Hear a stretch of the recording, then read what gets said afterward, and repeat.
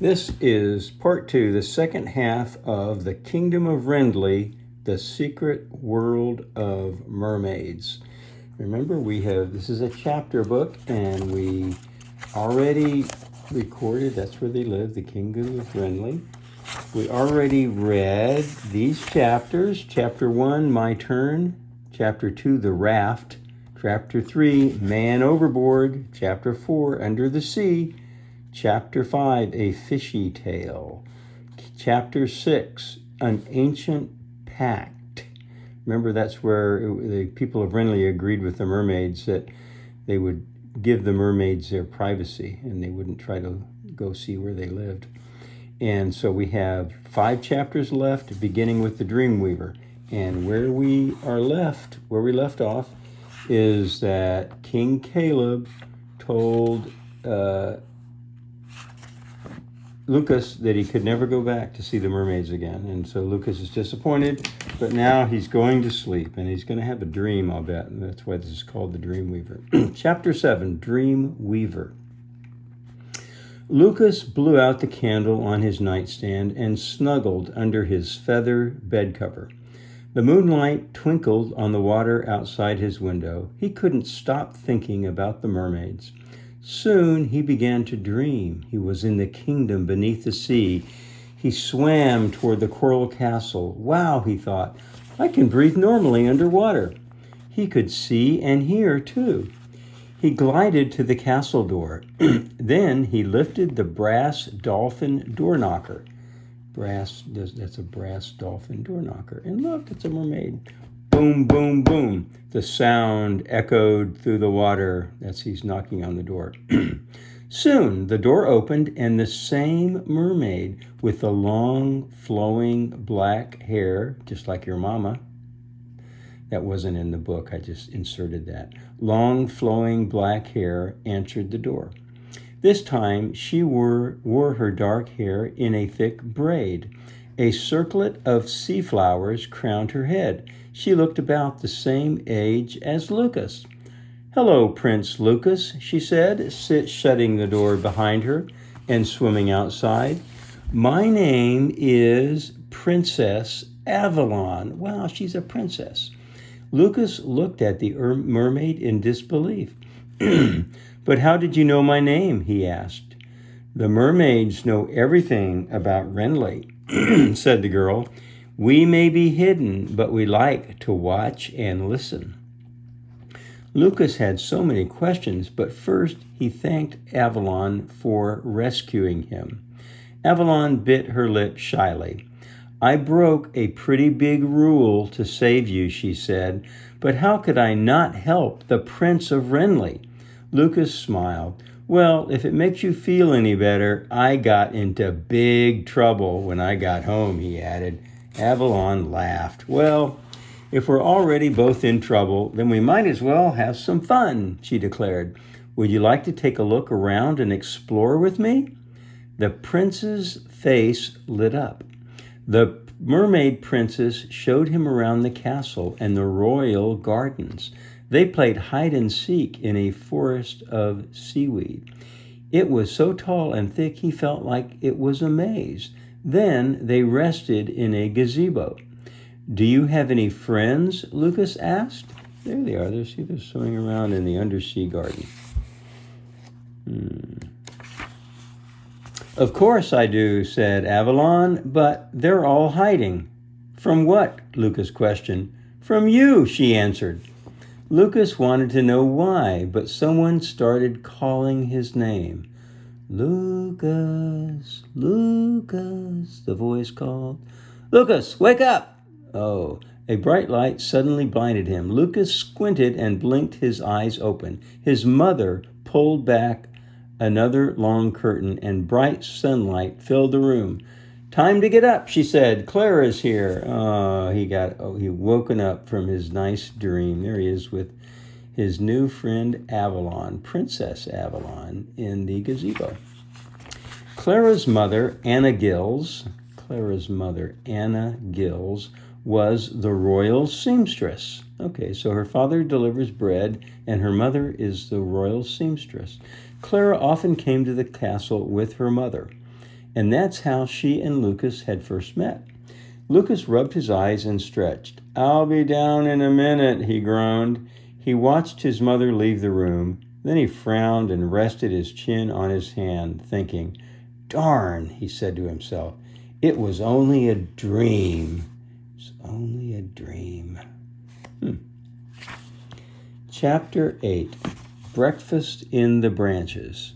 Breakfast in the Branches. It's a treehouse. Look, see the little house up in the tree? It's a treehouse.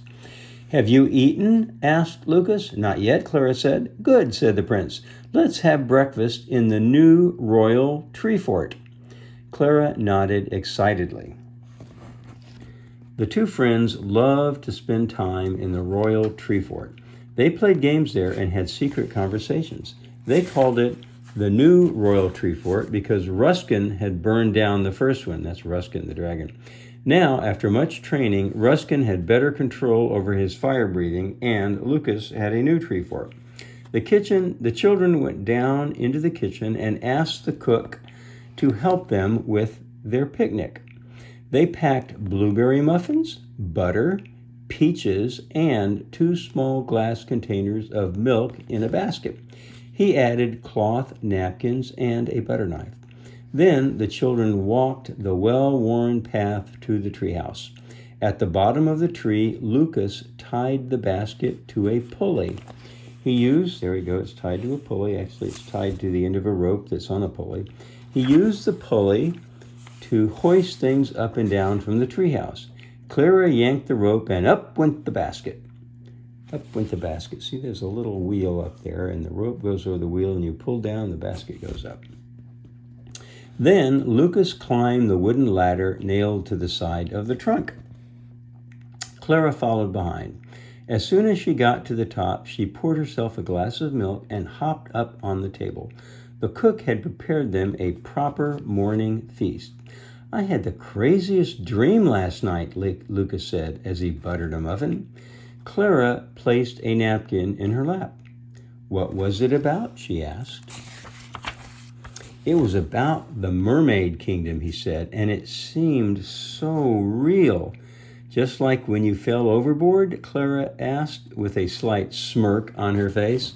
"Yes," Lucas exclaimed, "only this time I could breathe underwater, and I could see and hear too."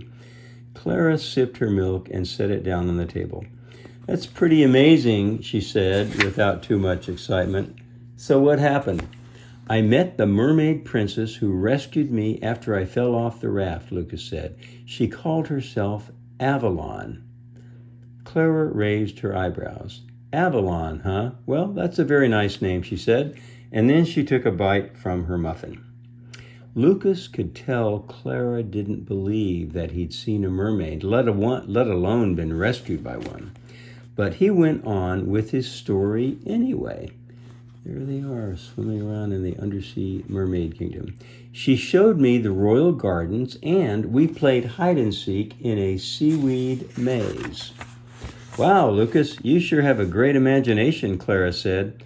Lucas smiled. "I do," he said with pride. "I bet I have the best imagination in all of Wrenly." Then he frowned. "But I'm not making up what happened yesterday."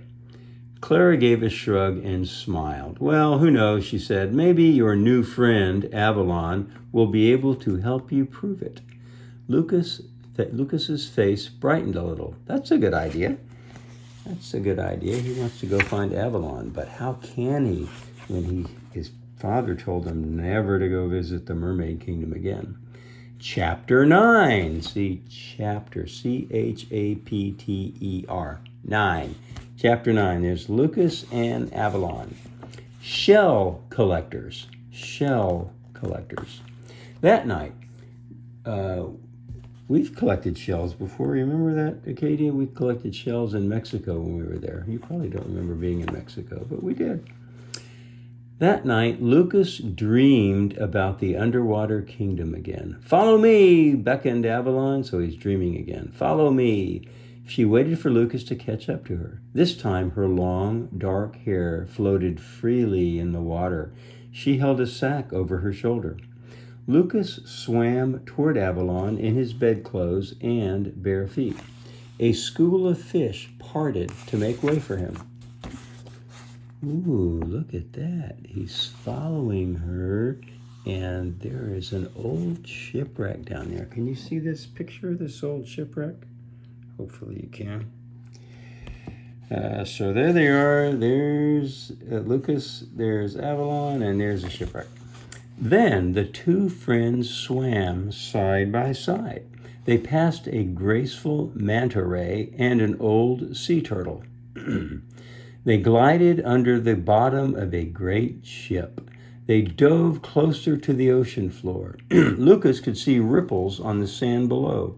He noticed a coral reef up ahead. "Help me collect shells," Avalon said. "Help me collect shells." She reached into her bag and handed him a net made of woven seaweed. "Sometimes the waves push shells into the reef. You'll find them in the nooks and the crannies." So looking for shells in the coral reef. "It's like a treasure hunt," exclaimed Lucas. Avalon nodded. Lucas swam to the reef and began to search for shells. He found a calico scallop, a lion's paw, and a striped moonshell. I'm not sure which is which, but one of these is a calico scallop. Let's say that's a calico scallop, a lion's paw, and a striped moonshell. Inside the mouth of a small cave, he uncovered a lightning whelk and something else very rare. I don't know what a lightning whelk is, but maybe that's a shell. And he found something else very rare. "Look," Lucas cried, "I found a morning glory of the sea." Morning glory of the sea. Avalon swam over. "It's beautiful," she exclaimed. "My friend Clara has always wanted to find one of these." "Why don't you leave it for her at Mermaids Cove?" Avalon suggested. "I'll show you where when we're done." Lucas nodded. Maybe this would be the perfect way to prove to Clara that this was all real. "Avalon, you're a genius." I'm not sure how this is going to work because he's actually just dreaming. So I wonder how this, what's it called? Morning glory of the sea. It's a particular type of shell. There it is. It looks like a morning glory flower, but it's a shell. So that's a morning glory of the sea, and he thinks that Clara would like this, and so his idea is to leave it there, and they'll find it. When their seaweed nets were full, Lucas followed Avalon to Mermaids Cove. They hid the shells on the beach behind Turtle Rock. It's Turtle Rock. It kind of looks like a turtle. See, this is a turtle head, and this is a shell, and the paws are. "Where are we going next?" Avalon asked. But Avalon didn't answer. Lucas turned around. He looked in every direction, but the mermaid princess was gone. "Avalon!" he called. "Avalon!" The sound of his own voice woke him up. He looked out the window at the ocean. "Darn," Lucas said out loud, "it was just another dream." This time he half-heartedly tossed his pillow against the wall. Darn, just another dream. Chapter 10. We're getting close to the end. Only 2 more chapters left, 10 and 11. This is chapter 10. Boy, it looks like he's having a nice meal there. Look at that. He's eating. A lesson in friendship. "Father, I keep having these dreams that seem so real," Lucas began as he sat down to breakfast. His mother had left early for Primlocks, the island of the fairies, so he and his father were all alone at the table. "About what?" asked his father. "The Mermaid Kingdom," he said. "I met a mermaid princess named Avalon, and we became friends." The king raised an eyebrow. Lucas helped himself to a sweet roll from a platter on the table. "I dreamed about her again last night," he went on, "and then poof, I woke up and she was gone. It really stinks." There's Avalon and the seashells in the net. His father pierced a sausage with his fork and looked over at the frustrated prince. Well, now you know why we have a pact with the mermaids," said his father. "What do you mean by that?" Lucas questioned. "You see," this is what the father says, King Caleb. "You see, whenever a human and a mermaid become friends, it always ends in disappointment," his father said. "Being friends with a mermaid is always too hard." Lucas dropped his sweet roll. But that's the silliest reason for a pact I've ever heard, he said in disbelief. His father looked at him in surprise. All my friendships have been hard at first, Lucas went on, but they were all worth fighting for. Go on, urged his father, wiping his mouth with his napkin. He leaned back in his chair. There they are. There's Lucas and King Caleb having breakfast, talking about friendship. Look at my friendship with Clara, said Lucas. At first, you said we couldn't be friends, but I got you to change your mind, and now she's like a member of the family. True, said the king thoughtfully. And then there's Ruskin, Lucas went on. He burned everything up and made a mess of the castle. His father nodded and frowned at the memories.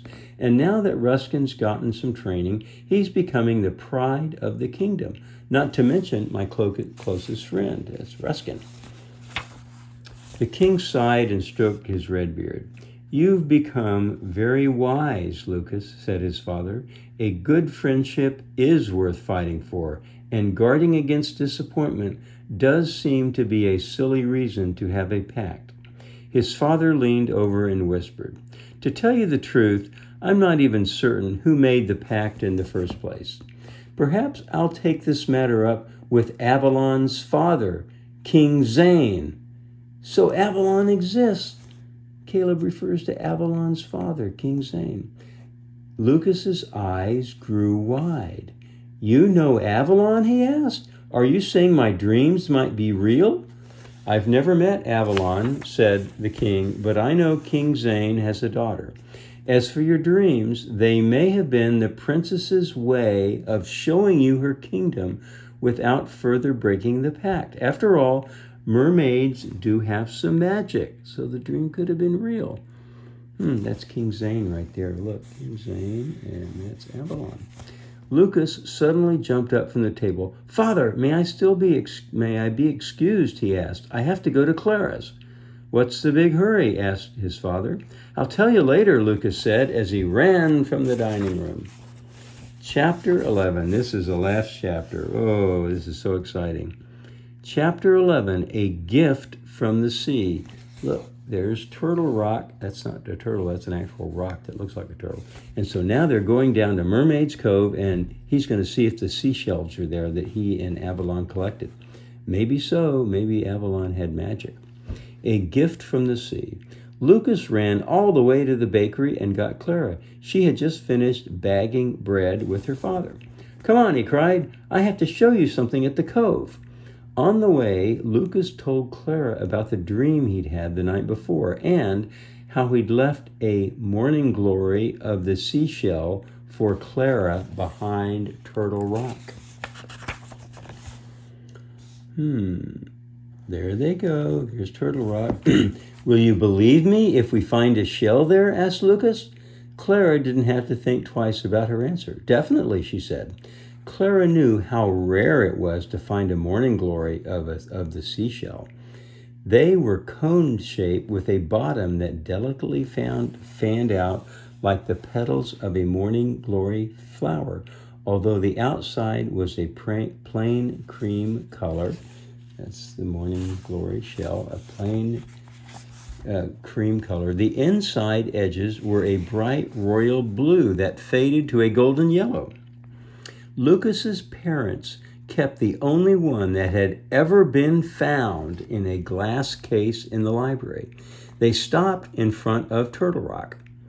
Okay, go ahead, said Lucas, crossing his fingers. He really hoped that the shell would be there. Take a look. Clara peeked behind the rock. Then she squealed with delight. There is a morning glory of the seashell, she exclaimed. Look, look. She picked up the delicate cream shell from the sand and looked at it in wonder. I'm sorry I ever doubted you, she said. Will you please forgive me and tell me the whole story of the mermaid princess again? I'd love to, said Lucas, and that's just what he did. As he was telling his story, Lucas realized that the best part wasn't that he had discovered a new land before Clara. It was that he had discovered a new friend. Avalon. Wow, that's it. The end. The end. Wow. Okay, that's an excellent book. I hope you liked it. There are other stories from the kingdom of Wrenly. They're not about mermaids, but they're about Lucas and Clara and maybe about King Caleb. And most of all, I bet Ruskin plays a big role. Anyway, that's it. This was a great book. Let me know if you liked it, and I will do another book for you sometime soon. Bye-bye, girls.